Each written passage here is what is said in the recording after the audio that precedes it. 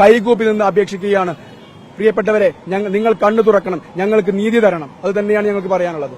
ഞങ്ങൾ സെക്രട്ടേറിയറ്റ് പടിക്കൽ ഈ 26 ദിവസമായി തുടർന്നു വന്ന സമരത്തിൽ ഇന്നലെ വരെ റിലേ നിരാഹാര സമരമായിരുന്നു മിനിഞ്ഞാന്ന് വരെ റിലേ നിരാഹാര സമരമായിരുന്നു അനുവർത്തിച്ചു വന്നിട്ടുണ്ടായിരുന്നത്. കാരണം ഒരാൾ തന്റെ ശരീരം ക്ഷീണിക്കുമ്പോൾ മറ്റൊരാളായിരുന്നു ഏറ്റെടുത്തിട്ടുണ്ടായിരുന്നത്. പക്ഷേ ഇന്നലെ മുതൽ ഞങ്ങളുടെ പ്രിയപ്പെട്ട വളർമതി ടീച്ചർ, 2 കുട്ടികളുടെ അമ്മ ഈ സെക്രട്ടേറിയറ്റ് പടിക്കൽ ഗാന്ധിജി നമ്മൾക്ക് കാണിച്ചു തന്ന മരണം വരെ സത്യാഗ്രഹം എന്ന പവർഫുൾ വെപ്പൺ ഇവിടെ പ്രയോഗിക്കാൻ നിർബന്ധിതരായിരിക്കുകയാണ്.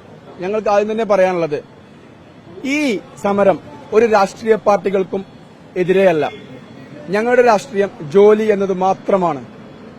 പിന്നെ ഞങ്ങൾ സമരം ചെയ്യുമ്പോൾ ഞങ്ങളുടെ എല്ലാ പ്രവർത്തനങ്ങളും നടത്തി തരേണ്ടത് സർക്കാരുകളാണ്. ആ സർക്കാരുകളെ കണ്ണു തുറക്കാൻ വേണ്ടി മാത്രമാണ് ഈ സമരം. പിന്നെ ഞങ്ങളുടെ സമരം ഞങ്ങൾക്ക് വേണ്ടി മാത്രമല്ല. ഞങ്ങൾ എപ്പോഴും പറയാറുണ്ട്, അധ്യാപകരെന്നാൽ രാഷ്ട്ര നിർമ്മാണത്തിൽ പങ്കാളികളാവുന്നവരാണ്. രാഷ്ട്ര നിർമ്മാണം എന്നത് ചട്ടുകവും ഇഷ്ടികയും എടുത്തു വെച്ച് സിമെന്റിട്ട് പടുത്തുയർത്തുന്നതല്ല. നമ്മൾക്കറിയാം, നമ്മുടെ രാജ്യത്ത് ഏറ്റവും ഉപകാരമുള്ള, നാളെ വളർന്നു വരുന്ന തലമുറയ്ക്ക് ഉപകാരമുള്ള വിദ്യാഭ്യാസമാണ് നമ്മുടെ ഏറ്റവും വലിയ മുതൽ മുടക്ക്. കാരണം 100 കെട്ടിടങ്ങൾ പണിയുന്നതിനേക്കാൾ 100 കുട്ടികൾക്ക് നമ്മൾ മികച്ച വിദ്യാഭ്യാസം നൽകുകയാണെങ്കിൽ അത് നമ്മുടെ ലോകത്തിൽ തന്നെ മാറ്റിമറിക്കുന്ന തീരുമാനങ്ങളായിരിക്കും. ആ 100 കുടുംബങ്ങൾ രക്ഷപ്പെട്ടാൽ, 100 കുട്ടികൾ രക്ഷപ്പെട്ടാൽ 100 കുടുംബങ്ങൾ രക്ഷപ്പെടും.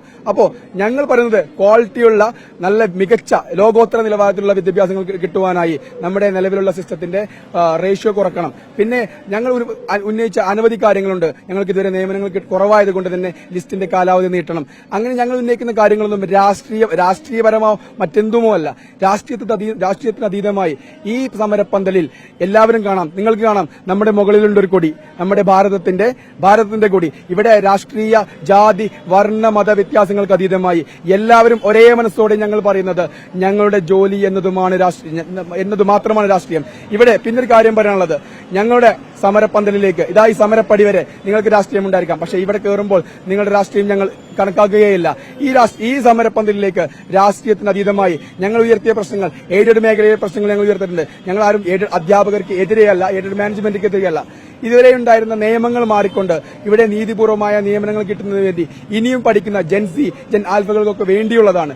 ആയതുകൊണ്ട് തന്നെ ഞങ്ങൾ പറയുന്നത്, ഈ യുവജന സംഘടനകൾ ഞങ്ങൾക്കൊക്കെയും അനുഭാവം പ്രകടിപ്പിക്കണം, ഐക്യദാർഢ്യം പ്രകടിപ്പിക്കണം. ഞങ്ങൾ ഭരണപക്ഷത്തുള്ള യൂത്ത് കോൺഗ്രസിനെ വരെ ഇന്നലെ ചർച്ചയിൽ പറഞ്ഞിരുന്നു, യൂത്ത് കോൺഗ്രസ് വരെ ഞങ്ങളോടൊപ്പം അനുഭാവപൂർണ്ണമായി ഉണ്ടാകുമെന്നാണ്.